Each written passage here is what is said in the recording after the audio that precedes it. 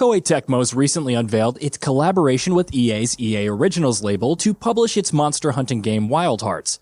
Developed by a team that has previously worked on games like Toukiden, Wild Hearts clearly has some pedigree and experience behind it, and EA's publishing efforts are bound to make it one of the more noteworthy releases of 2023. We got access to an early build of Wild Hearts, and were given the chance to play through what essentially acts as the game's opening tutorial and first few hunts. Without further ado, here's what we learned from our hands-on time with Wild Hearts. Hunting monsters. First and foremost, Wild Hearts is a monster hunting game. While there are a few other games in the genre, it has largely been dominated by Capcom's Monster Hunter franchise, and with good reason. Wild Hearts, however, looks to offer an alternative with all the right ingredients. It has the same core gameplay loop as Monster Hunter, while sprinkling in its own ideas here and there to make it a completely unique experience. At no point does Wild Hearts feel like a poor ripoff of Monster Hunter. Rather, owing to the strong execution of its own ideas, Wild Hearts definitely feels like its own take on the genre. From what we were able to play, its monster, dubbed Kimeno, are wonderfully designed, each one using attacks that would make sense for monsters of their kind to use. While I do wish Wild Hearts made more of an earnest effort in explaining how its ecology works, one of the low-key, most interesting things about the Monster Hunter franchise, it's quite likely that the preview build was limited in what it could show off, and we'll see things better explained in the full game. The weapons. One of the more interesting ways that Wild Hearts sets itself apart from its contemporaries is the choice of weapons it offers. Alongside standard options like a katana, a bow, or a nodachi, Wild Hearts also offers some weirder options, like an umbrella that acts as a weapon focused on aerial attacks. In true genre fashion, each weapon feels unique enough for the player's choice of gear to have a meaningful impact on their playstyle. When it comes to their movesets, all of the weapons feature extensive options for combos and engagement. Attack animations also tend to flow off each other quite seamlessly, allowing for interesting combos to happen. Where the standard katana focuses quite a bit on fast ground-based attacks, the umbrella instead focuses on fast-hitting aerial attacks, allowing you to take to the air at the press of a button and perform a variety of moves, including repositioning without touching the ground for a fair amount of time. And all of this works quite closely with the game's most unique hook. How building sets it apart. Building things in the middle of hunts is a big deal in Wild Hearts. Players can, at the press of a button, put down a wooden block to jump off of, or a spring to quickly dash in a different direction. These small structures, dubbed katakuri, are closely tied to how the Kimeno in Wild Hearts are designed.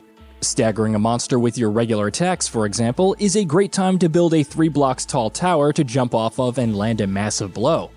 Unlocking new patterns for your katakuri is also an important form of progression. Having fought a couple of Kimeno, leading up to the preview build's final hunt, I was able to unlock the bulwark pattern, which is created by placing 2 columns of blocks that are 3 blocks tall. The bulwark pattern creates a small wall in front of you, allowing you to catch your breath and pushes back any monsters that might do a charge attack in the meantime. Alongside building things in the middle of fights, you can also build new katakuri as a form of progression. To upgrade your weapons and armor, for example, you'll have to build a forge. Interested in going out on a quick adventure and maybe hunt a Kimeno along the way? Building a tower will make tracking Kimeno down much easier. How about improving the ingredients you have to make your next meal offer better buffs? Better build a drying rack to season all of your meats and mushrooms. In a way, the katakuri system quite cleverly blends in elements of survival games with those types of typical monster hunting game. Crafting. We can't forget about the primary form of progression in the monster hunting genre, the crafting. As you'd expect, you can collect parts from the Kimeno that you've hunted to create better equipment. The preview build allowed me to hunt 3 Kimeno, offering a total of 4 different armor sets. There isn't much new here to comment on. If you've played a Monster Hunter game before, you won't find anything different here. If you haven't played a Monster Hunter game before, here's the quick explanation. You use the parts you get from hunting monsters or Kimeno and Wild Hearts to forge new armor pieces. Each piece of armor offers a new skill, and different pieces from the same armor set often tend to give you skills that work well together. The focus on story. While I wasn't able to experience enough of the story in Wild Hearts to be able to judge the quality of its writing, I can safely say that the game focuses much more on its story than its contemporaries in the genre. The early storyline in the preview build largely revolved around a couple of survivors and figuring out how to get to a settlement. While the focus on its story made for a relatively sluggish start, constantly interrupted by conversations and cutscenes, the best thing I can say about it is that it does well to teach you its various gameplay mechanics. Concepts like hunters, the Kameno and Katakuri are given interesting explanations in Wild Hearts, and by the end of the preview build story, I was quite interested in seeing where the plot would go next. The open world.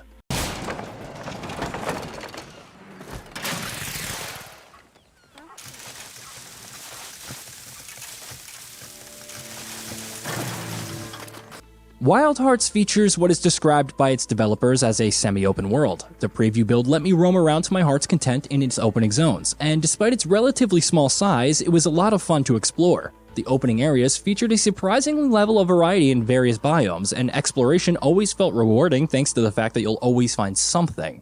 Be it materials for crafting, ingredients for cooking, or even the skumo, small mechanical things that follow you around and fight alongside you. The opening world also works well with the Katakuri system, since you can also unlock buildings like a zipline that help you traverse through the deceptively dense world. The zipline in particular was a lot of fun to set up and use and was reminiscent of Death Stranding, where you could build entire networks of ziplines to help you get around faster. How good it looks. Wild Hearts is a good-looking game. It makes brilliant use of a bright color palette, evoking the ancient Japanese aesthetic that Koei Tecmo were going for. While it won't be winning any awards for its fidelity, the art direction does more than its fair share to help make Wild Hearts look good and unique. The open world looks great, and it never gets in the way of the gameplay, since things you can and can't traverse are quite clearly marked with the good art direction. The Kameno themselves also have interesting designs, with the studio opting to go for themes where flora and fauna come together in the monster designs. The King Tusk, for example, looks like a giant boar wrapped around with vines, shrubs, and flowers. This also made it clear that the King Tusk will have attacks that will make use of the vines. While it looks great, however, things weren't exactly perfect. I faced quite a few performance issues while playing Wild Hearts, and it struggled to keep a stable frame rate. It's quite likely that the early build I was playing hadn't been optimized yet, and I hope that when it does come out, Wild Hearts will run at a smooth frame rate. Despite the performance issues, however, I couldn't really stop playing Wild Hearts just because of how fun and well made it is otherwise. And there are few better ways to praise a game, if you ask me.